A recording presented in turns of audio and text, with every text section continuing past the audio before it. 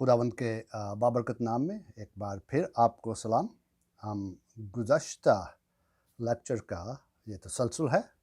सो आज हम दूसरा लेक्चर जो है मसीही नज़रियात के तारुफ़ का जो है सीखेंगे। गुज़श्ता लेक्चर का अगर ख़ुलासा बयान किया जाए या उसके मेन पॉइंट बयान किए जाएँ तो वो हैं, हमने मसीही नज़रियात के तारुफ़ के बारे में चंद एक बातें, ज़रूरी बातें सीखी थी, जिसको हम ओरिएंटेशन या ख़ुलासा या कोई उसका तारुफ़ या तमहीद कह सकते हैं।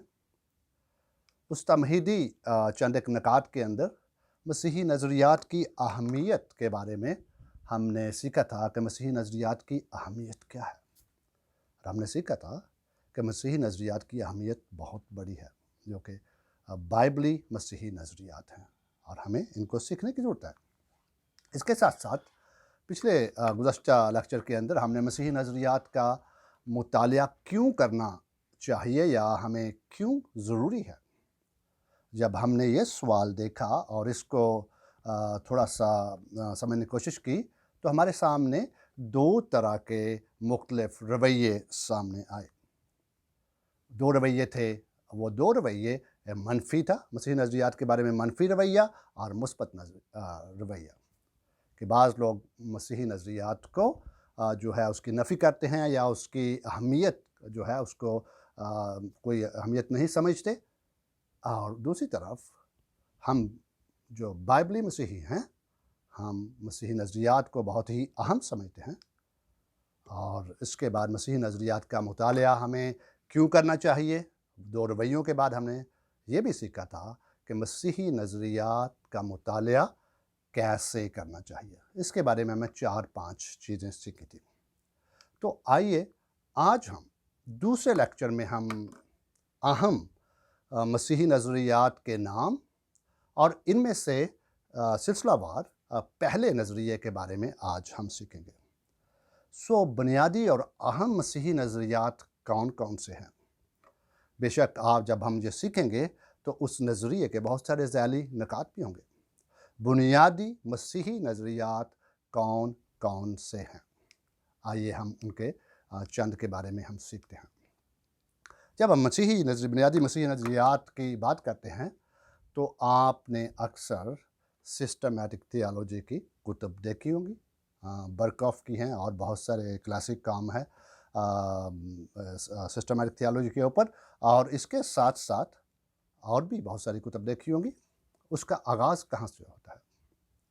अब बुनियादी मसीही नज़रियात के अंदर सबसे पहला जो है हम उसको बिब्लियालॉजी कहते हैं।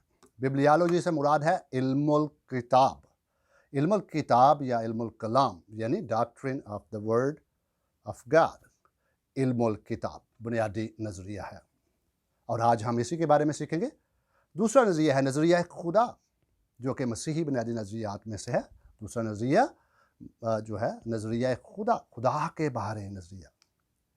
तीसरा नज़रिया बेशक जो है एंथ्रोपोलॉजी यानी इल्मुल इंसान।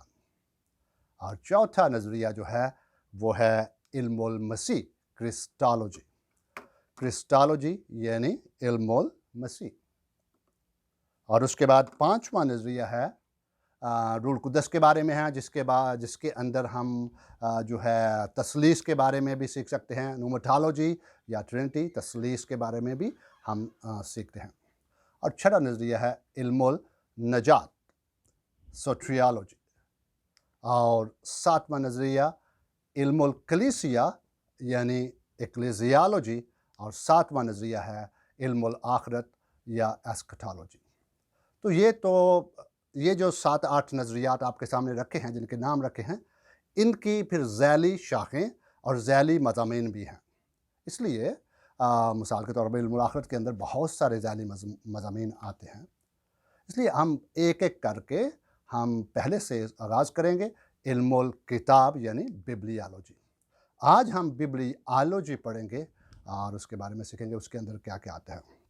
ख़ास तौर पे बिब्लियालॉजी को या इल्मुल किताब को समझने के लिए हमें बिब्लियालॉजी और मकाशफ़ा के ताल्लुक़ को समझना बहुत ज़रूरी है। यानी बिब्लियालॉजी اینڈ ریولیشن، علم الکتاب اینڈ اور مکاشفہ۔ سو آج ہم بنیادی طور پر علم الکتاب کا تعارف اور اس کو پڑھتے ہوئے سمجھتے ہوئے سیکھیں گے کہ مسیحی ایمان میں مکاشفہ کی کیا اہمیت ہے۔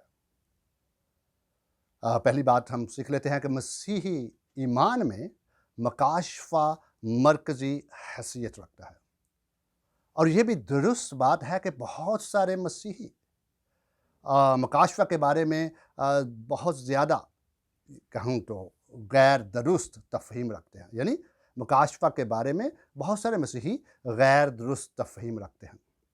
اس کو سمجھنے کے لیے ہمیں سب سے پہلے اس بات کو سمجھنا ہوگا کہ مسیحیت کس قسم کا مذہب ہے۔ چلیں دیکھتے ہیں مسیحیت کس قسم کا مذہب ہے۔ دنیا میں بہت سارے مذاہب ہیں، لیکن ان میں سے مسیحیت کی جو امتیازیت ہے وہ کیا ہے؟ مسیحیت کس قسم کا مذہب ہے؟ اس کو سمجھنے کے لیے ہمیں دو اصول دیکھنے ہوں گے۔ پہلی بات تو مسیحیت کی بنیاد، پہلا اصول، مسیحیت کی بنیاد کسی قسم کے تخیلاتی فلسفے پر نہیں ہے، کسی انسانی فلسفے پر نہیں ہے۔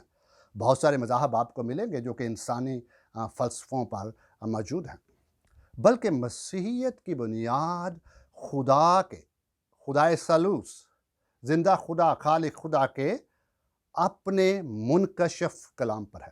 یعنی مسیحیت کی بنیاد خدا کے مکاشفہ پر ہے۔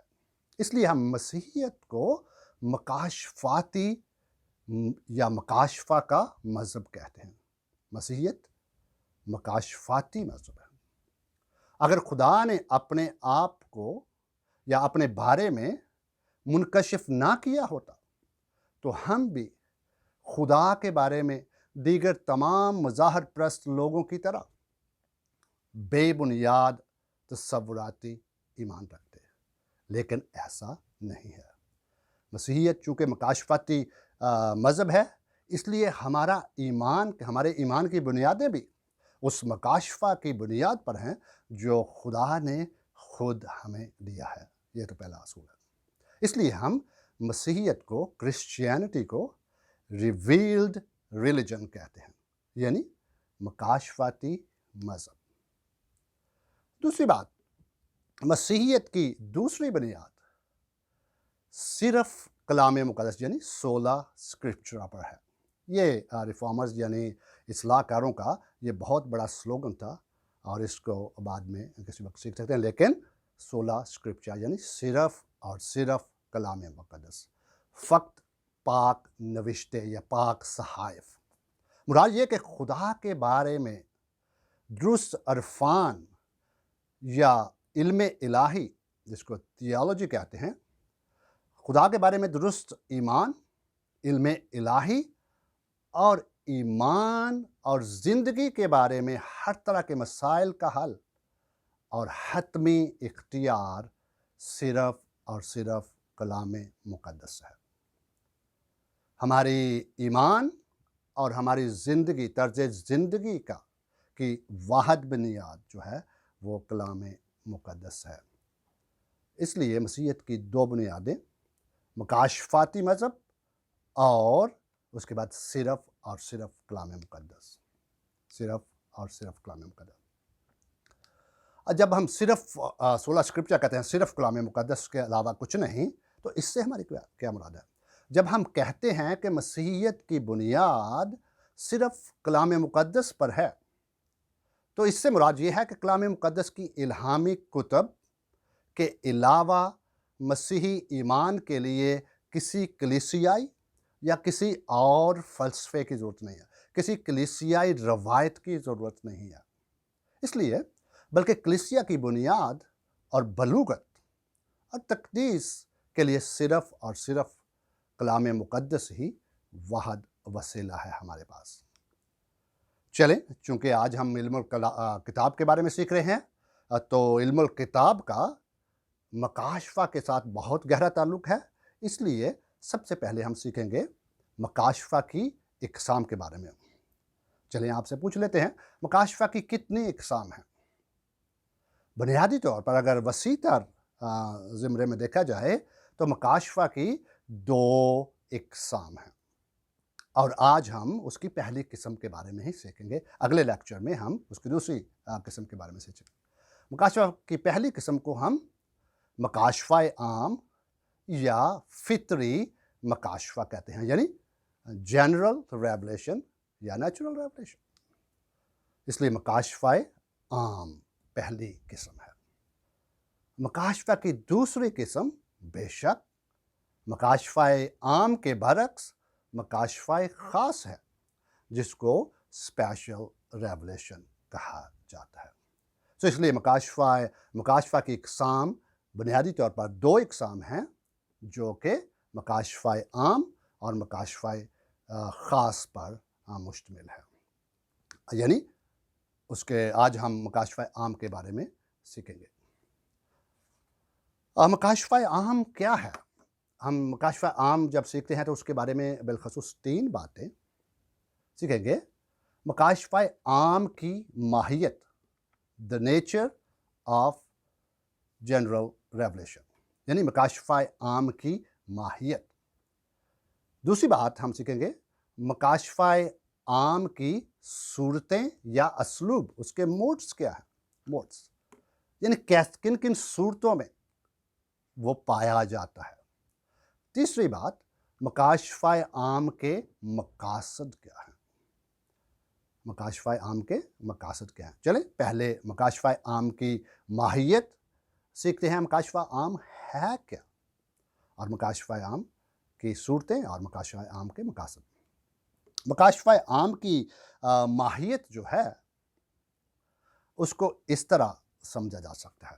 سب سے پہلے چونکہ یہ اس کو خدا اور انسان کے تعلق یا ان کے جو ہستی جو ہے ان کے اندر امتیاز کی صورت میں، ڈسٹنکشن کی صورت میں سمجھا جا سکتا ہے۔ چونکہ انسان فانی ہے اور خدا غیر فانی ہے، اس لیے کیا ہے، اس لیے جب تک وہ خدا خود اپنے آپ کو ظاہر نہیں کرے گا تو ہم اس وقت تک نہ تو خدا کو درست طور پر جان سکتے ہیں اور نہ ہی اس سے درست طور پر رفاقت رکھ سکتے ہیں۔ اس لیے خدا کو اپنے آپ کو منکشف کرنا بہت ضروری ہے، کیونکہ ہم بے بس ہیں۔ ایک بار پھر جب تک خدا ہماری جو ہے ہم انسان ہیں، یعنی خالق اور تخلیق کے درمیان اس امتیاز کی وجہ سے، فانی اور غیر فانی ہونے کی وجہ سے، جب تک خدا اپنے آپ کو ہم پر منکشف نہیں کرتا مختلف طریقوں سے، ہم نہ تو اس کو درست طور پر جان سکتے ہیں اور نہ ہی اس سے رفاقت رکھ سکتے ہیں۔ اس لیے مکاشفہ عام، چلیں بات کر لیتے ہیں مکاشفہ عام کو عام کیوں کہا جاتا ہے، یہ عام کس معنوں میں ہے، یہ اس کو عام کس انداز میں کہا جاتا ہے۔ مکاشفہ عام کو عام 2 صورتوں اور 2 انداز میں کہا جاتا ہے، اور وہ کیا ہے؟ پہلی بات تو ہے مکاشفہ عام کی یونیورسل اویلیبلٹی، یعنی اس کی عالمگیر دستیابی۔ مکاشفہ خاص کے برعکس جب ہم سیکھیں گے تو اس کی عالمگیر دستیابی ہے۔ پہلی بات، مکاشفہ عام کو عام کہنے کی دوسری وجہ اس کے پیغام کا مضمون ہے، content of the message of general revelation. یعنی مکاشفہ عام کو عام کہنے کی 2 بنیادی وجہیں اور 2 بنیادی صورتیں یا انداز یہ ہیں، یعنی اس کی عالمگیر دستیابی اور دوسرا اس کے پیغام کا مضمون۔ ابھی ہم ان کو ایک ایک کر کے دیکھتے ہیں۔ مکاشفہ عام کی عالمگیر دستیابی سے کیا مراد ہے؟ یعنی مکاشفہ عام کی عالمگیر دستیابی سے مراد یہ ہے کہ خدا تمام انسان، صرف مسیحیوں یا ایمانداروں سے نہیں، بلکہ خدا तमाम इंसानों, तमाम ज़मानों और तमाम मकामों, फिर दोहराता हूँ, तमाम इंसानों, तमाम ज़मानों और तमाम मकामों पर फितरत, तारीख़ और इंसान के अपने बातन या ज़मीर के ज़रिए अपने आप को ज़ाहिर करता है। इसलिए मकाशफ़ा आम को आम कहते हैं और ये इसकी आलमगीर दस्तयाबी है। ये मकाशफ़ा आम हर जगह, तमाम इंसानों पर, जिस तरह खुदा का सूरज नेकों और बदों पर एक जैसा चमकता है। खुदा जो है तमाम ज़मानों में, ये नहीं कि किसी पहले ज़मानों में था लेकिन आज नहीं है, तमाम ज़मानों में और तमाम मकामों पर किसके ज़रिए से? फितरत और तारीख़, जिसके बारे में हम बाद में सीखेंगे, उसको रिडेम्पटिव हिस्ट्री कहते हैं। तारीख़ और इंसान के बातन या ज़मीर के ज़रिए अपने आप को ज़ाहिर करता है। यूनिवर्सल अवेलेबिलिटी यानी मकाशफ़ा आम की आलमगीर दस्तयाबी के लिए कलाम मुक़द्दस जो है वो हमें उससे हम क्या सीख सकते हैं? इसके लिए इसको आम इसलिए भी कहा जाता है, ये बात करते चलें, इसको आम इसलिए भी कहा जाता है क्योंकि ये अरफ़ान, ये एक ऐसा अरफ़ान या फ़हम या मुकाशफ़ा है जो इस दुनिया के हर बशर को दिया गया, जिस तरह पहले किया कि हर इंसान को, हर बशर को दिया गया।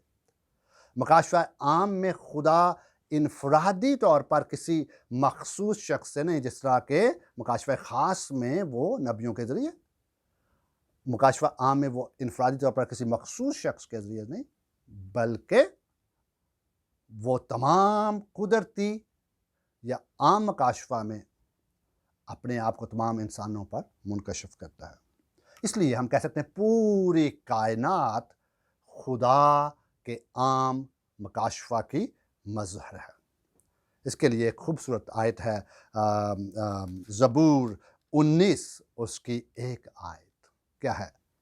आसमान खुदा का जलाल ज़ाहिर करता है और फ़ज़ा उसकी दस्तकारी दिखाती है। ये तो पहली वजह थी मकाशफ़ा आम को आम कहने की, कि ये इसकी आलमगीर दस्तयाबी की वजह से। लेकिन दूसरी जो मकाशफ़ा आम को आम कहने की बुनियाद या अंदाज़ है, उसका पैगाम है, यानी इस मकाशफ़ा का पैगाम।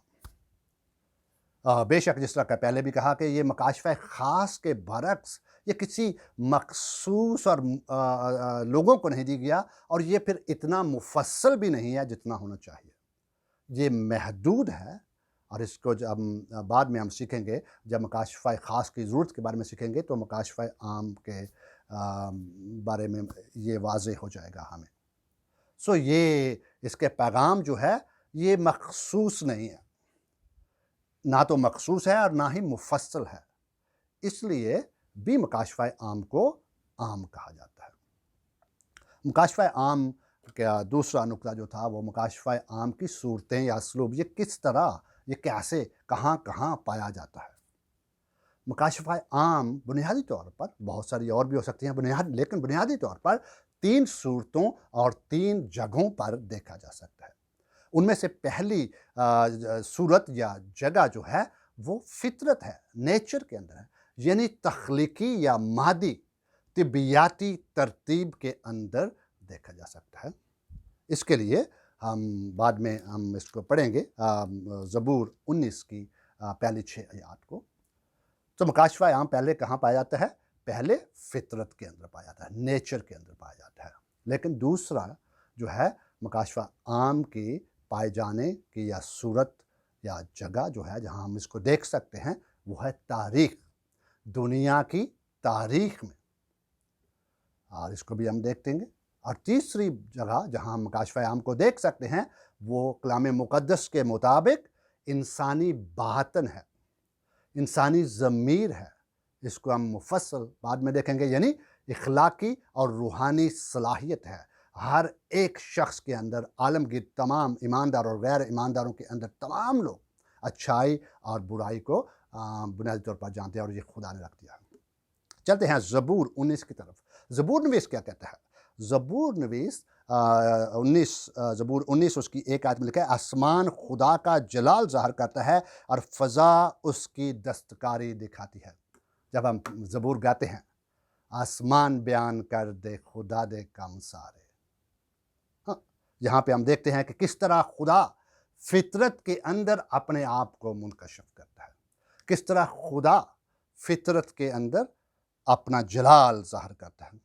آئیے پڑھ لیتے ہیں اس کی پہلی 6 آیات۔ اگر ہم زبور 19 کی پہلی 6 آیات پڑھیں تو یہ فطری مکاشفہ یا مکاشفہ عام جو ہے اس کے لیے یہ خوبصورت بیان ہے۔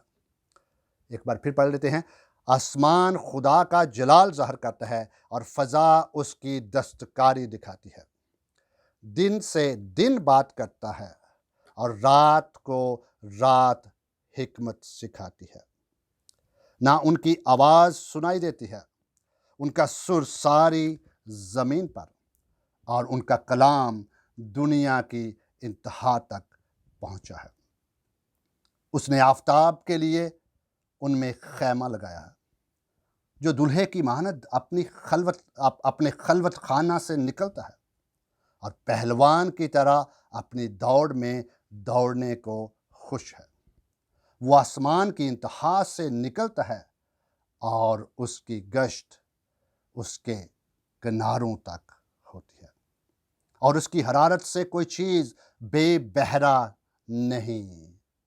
خدا ان کے کلام کے پڑھے اور سنے جانے پر اس کی برکت ہو۔ خاص طور پر آپ نے دیکھا، یہاں پر چلیں چند ایک مختصر آپ سے سوال کر لیتا ہوں۔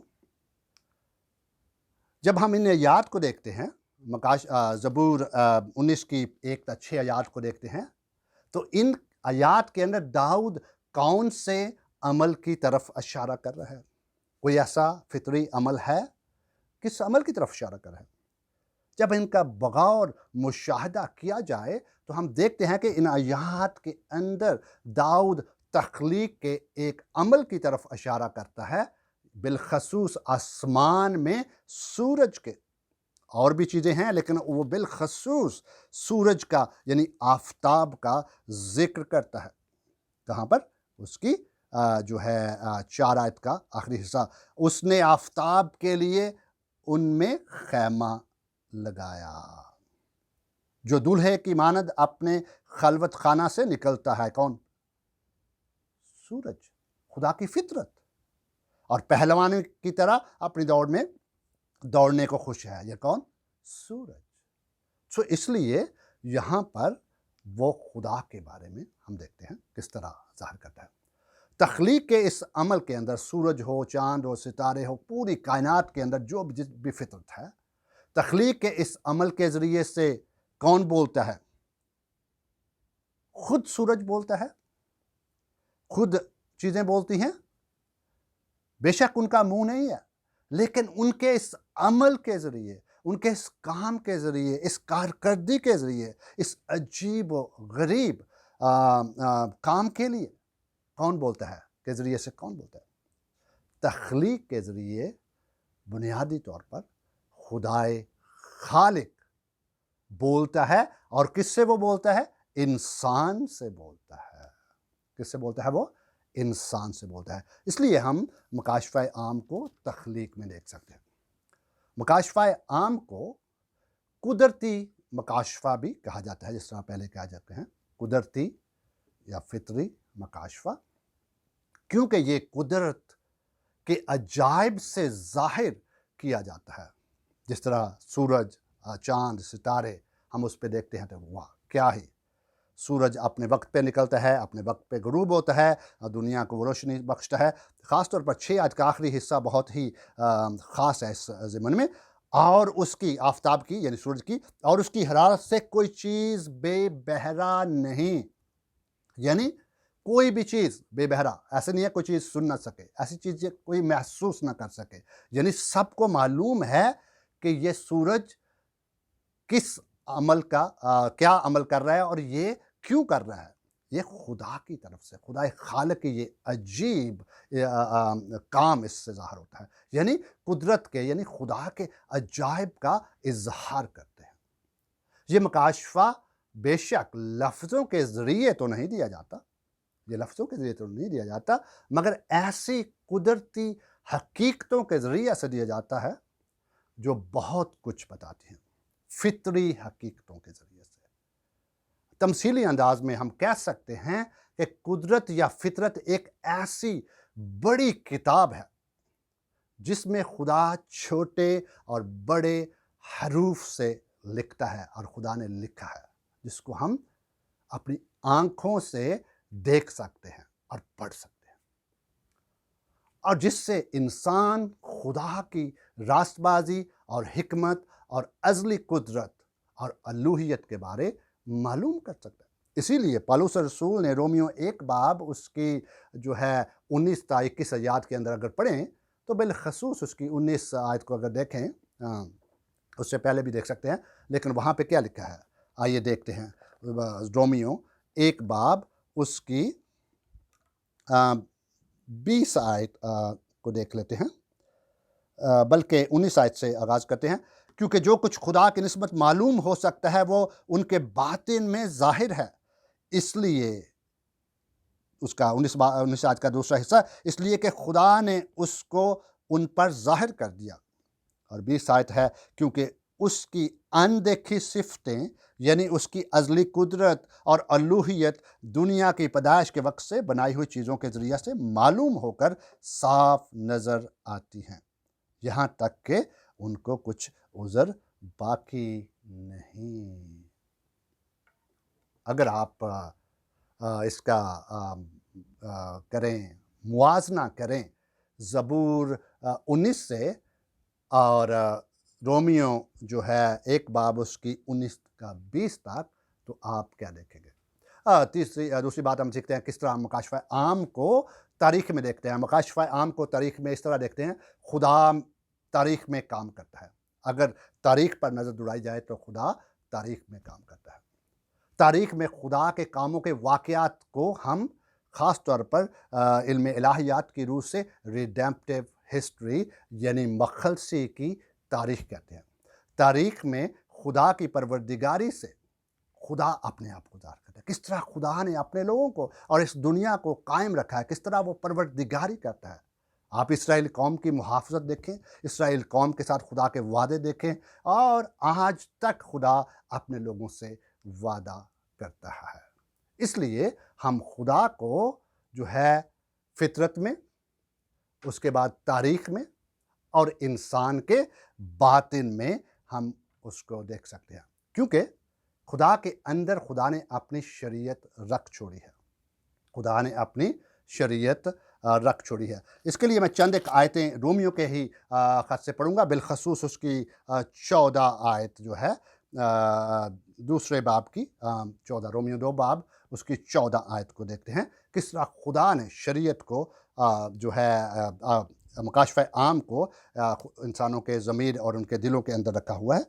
وہاں پہ لکھا ہے، اس لیے کہ جب وہ قومیں جو شریعت نہیں رکھتی اپنی طبیعت سے شریعت کے کام کرتی ہیں، تو باوجود شریعت نہ رکھنے کے وہ اپنے لیے خود ایک شریعت ہیں۔ بنیادی طور پر تمام انسان جو ہیں وہ مذہبی ہیں، وہ اچھائی اور برائی کو جانتے ہیں، وہ کسی نہ کسی طرح سے نہ صرف اچھائی اور برائی کو جانتے ہیں بلکہ کسی اور خدا کی عبادت اور پرستش کا رجحان بھی اپنے اندر رکھتے ہیں۔ تو آج ہم یہاں تک مکاشفہ عام کیا ہے، مکاشفہ کی اقسام کیا ہیں، اور جو ہے مکاشفہ اور علم الکتاب کا تعلق کیا ہے، مکاشفہ کی اقسام کیا ہیں، اور جو ہے خاص طور پر مکاشفہ عام کو ہم کہاں کہاں دیکھ سکتے ہیں۔ تو یہاں تک، اگلے لیکچر میں ہم اس کو مزید یہاں سے رکھیں گے۔ شکریہ، thank you, God bless you.